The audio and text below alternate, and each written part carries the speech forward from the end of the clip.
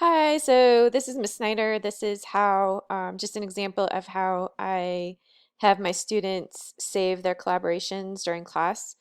Um, so on the first slide, I just have the rules. And then, from there, they would do, they would do the collaboration,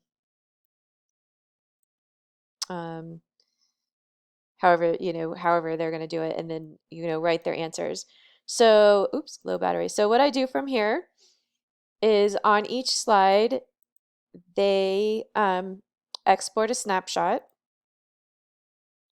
I instruct them to give it a name that makes sense because otherwise um, so it might be March 17,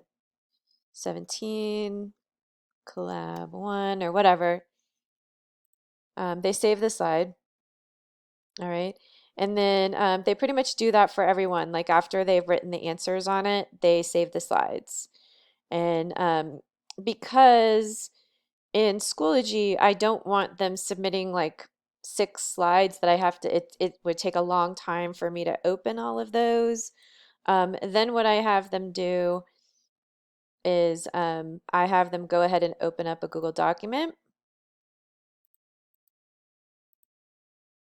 and I have the and then I have trained them how to insert pictures into the Google document.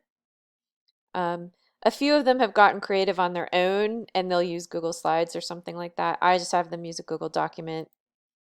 Um, I just have them insert the pictures.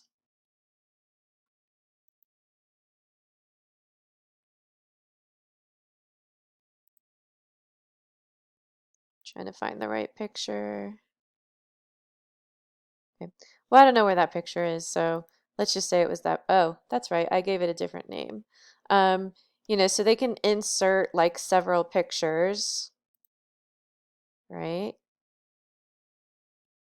Oh, it didn't save it with a file name. My bad. So I just have them insert, all the pictures into a single document. I have them name it, because otherwise when they go to turn stuff in, they don't know what they're turning in. Um, and then I just have them download it as a PDF. Um, and then they can just attach it to the assignment in Schoology. So that's kind of how I hold them accountable for their work. Occasionally, I'll use these as work samples. So that makes it nice too because it's set up for a work sample.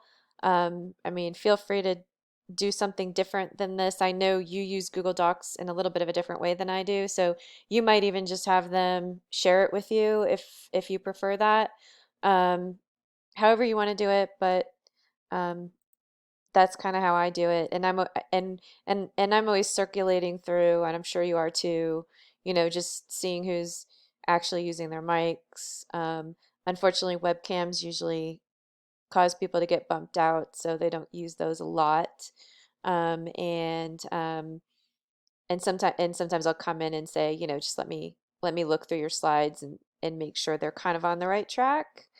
Um, and like I said, because I make it clear that everyone needs to be participating. Uh, so, um, so, and I usually try to divide up the group so that there's at least like one responsible person in each group, and because you kind of know the personalities, and usually the responsible person will, without being prompted, let me know, oh, I'm the only one doing any work, or this person isn't working, or whatever. So it kind of helps with that. So anyway, hopefully this is useful to you, and